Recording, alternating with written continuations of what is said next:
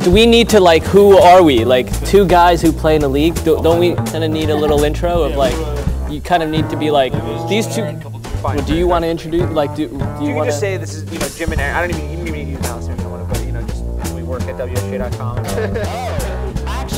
Hi, I'm Nando Di Fino, your friendly neighborhood fantasy sports columnist here at the Wall Street Journal. I'm here with Jim and Aaron from WSJ.com. We've got some stories this week about commissioners and just the problems they have to go through on a yearly basis, organizing a draft, listening to annoying people in their league, collecting money, paying the league.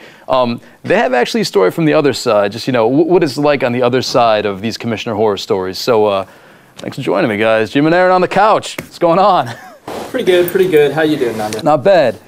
This week, actually, the commissioner, Aaron and I both play in the same league. This week, the commissioner sent us a note threatening all deadbeat teams that haven't paid their league fee that they're going to get locked. The teams are going to get locked. So you had thought you'd paid, right? I mean, this is the story is, Aaron, you know the commissioner. I do know the commissioner. He doesn't, so I'm the connection. So you said, just give me the money and I'll pay him for you, right? Right.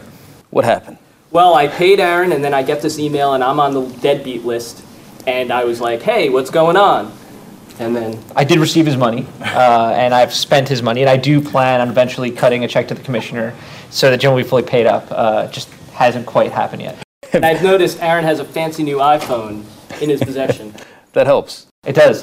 You know, the money definitely played an important role in that, so thank you very much, Jim. Yeah, but, you know, this isn't really the commissioner's fault.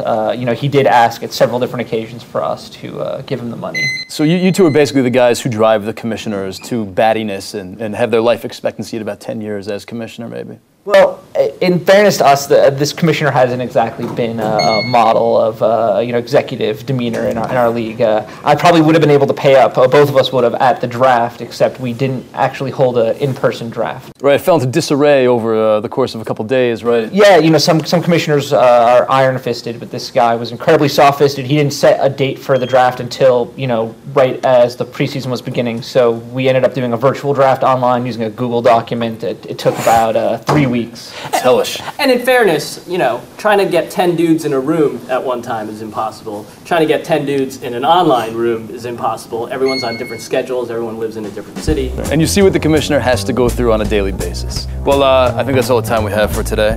Thanks for joining us. Who knows what will be next week. We have more couches we can explore here. But in the meantime, make sure you check out Wall Street Journal Sports on WSJ.com/sports. It's free. Jim, Aaron, thanks for joining us, and we'll see you next week. Yeah. I don't know where we're at. What part do we need to go over again? Yeah, the first story. After that. Well, it's okay. Let's maybe try this one more time. The whole thing? The whole thing. Yeah.